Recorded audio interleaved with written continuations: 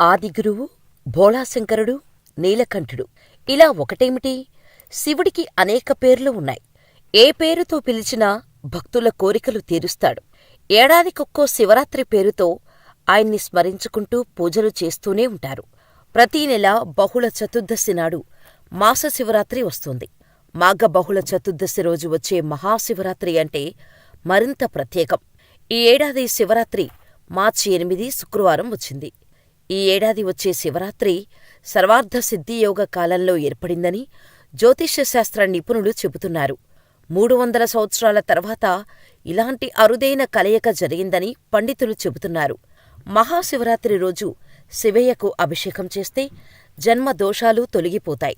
మహాశివరాత్రి రోజు శివలింగాన్ని అభిషేకించటం వల్ల జాతకంలోని అనేక గ్రహదోషాలు తొలగిపోతాయని పండితులు చెబుతున్నారు. ఎటువంటి వాటితో శివలింగాభిషేకం చేస్తే ఎలాంటి ఫలితాలు దక్కుతాయో తెలుసుకుందాం. మార్చి 8వ తేదీ శుక్రవారం మహాశివరాత్రి పర్వదినం జరుపుకోనున్నారు. ఆ రోజు ప్రతి ఒక్కరూ ఉపవాసం ఉండి జాగారం చేస్తారు. శివాలయాల్లో ప్రత్యేక పూజలు జరిపిస్తారు. ఈసారి మహాశివరాత్రి రోజున అద్భుతం జరగబోతోంది. ఆ రోజు శివయోగంతో పాటు నక్షత్రాలు దగ్గరగా ఉంటాయి. చంద్రుడు కుంభరాశిలో సంచరిస్తాడు. శివరాత్రి పర్వదినాన్ని పూర్తి ఆచారాలతో, భక్తి శ్రద్ధలతో పూజ చేయటం వల్ల భక్తుల కోరికలన్నీ నెరవేరుతాయని నమ్ముతారు.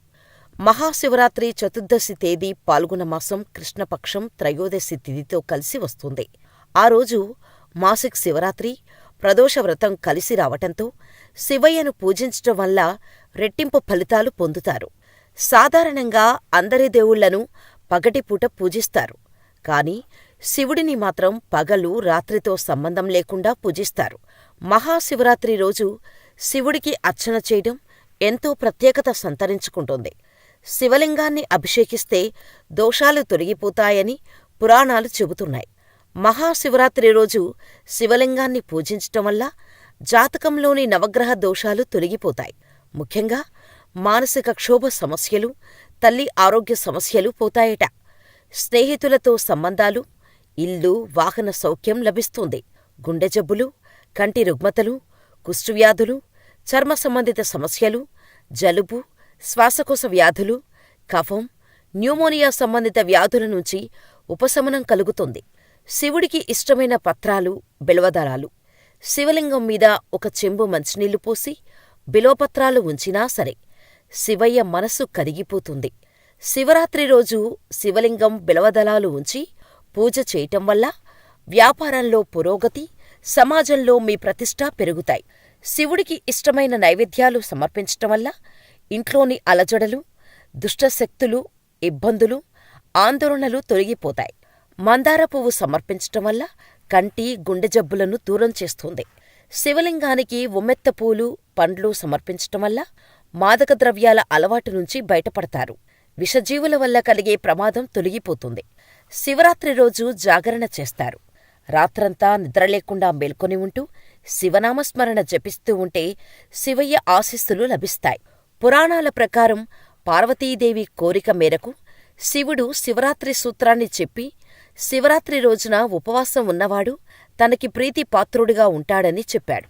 అందుకే శివరాత్రి రోజు జాగరణ చేస్తే 1000 రెట్ల ఫలితం దక్కుతుంది.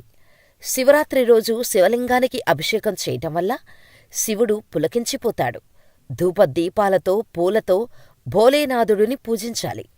ఉపవాసం ఉంటే శివుడు సంతోషిస్తాడు. శివలింగంపై కొద్దిగా నెయ్యి రాసి పూజ చేయటం వల్ల శివుడు ప్రసన్నుడవుతాడు. మీ జీవితంలోని సమస్యలను నివారించటానికి పేదలకు నెయ్యి దానం చెయ్యాలి. ఇలా చేయటం వల్ల ఇంట్లో సమస్యలతో పాటు ప్రతికూల శక్తులను కూడా తొలగిస్తోంది. మహాశివరాత్రి సందర్భంగా పాలాభిషేకం చేయటం వల్ల సంతోషం, శ్రేయస్సు లభిస్తాయని నమ్ముతారు. విశ్వాసాల ప్రకారం శివలింగంపై పాలు పోయడం వల్ల జన్మ కుండలిలో బలహీనమైన స్థానంలో ఉన్న చంద్రుడిని బలోపేతం చేస్తారు. ఇది భక్తులకు మానసిక ప్రశాంతతను ఇస్తుంది. ఒకవేళ ఇవేమీ చేయలేకపోయినా భక్తితో మనస్ఫూర్తిగా శివా, నా దగ్గర ఏముందో ఏం లేదో నీకే తెలుసు అని మనసులో స్మరించుకొని శివయ్యను భక్తితో ప్రేమగా తలుచుకొని చెంబుడు గంగాజలాన్ని శివలింగంపై అభిషేకించినా పులకించిపోతాడట భోళాశంకరుడు. బిల్వదళాలు ఉంచి పూజ చేస్తే కరిగిపోయే భోళాశంకరుడికి భక్తి కంటే ఇంకేం కావాలి? మరి ఈ శివరాత్రికి ఎక్కడ జాగారం ఉండబోతున్నారో మాకు కామెంట్ చేయండి.